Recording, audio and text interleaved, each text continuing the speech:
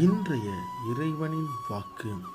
அக்காலத்திலே யூதா தேசத்தில் பாடப்படும் பாட்டாவது, பெலனான நகரம் நமக்கு உண்டு, இரட்சிப்பையே அதற்கு மதிலும் அரணுமாக ஏற்படுத்துவார். ஏசாயா 26 ஆம், எனக்கு பிரியமான என் அன்பு தேவச்சனமே, ஆண்டவராக இயேசு கிறிஸ்துவின் நாமத்தில் இந்த காலவேளையில் உங்களை சந்திப்பதில் நான் மிக்க மகிழ்ச்சி அடைகிறேன்.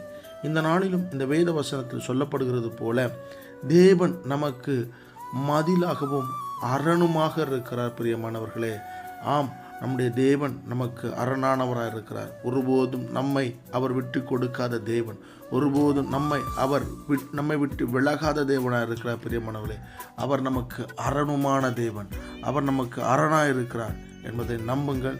நிச்சயமாக உங்களுடைய காரியங்கள் எல்லாம் வெற்றியை மாறும். இந்த நாள் முழுவதும் உங்களுக்கு ஆசீர்வாதமாய் அமைவதாக.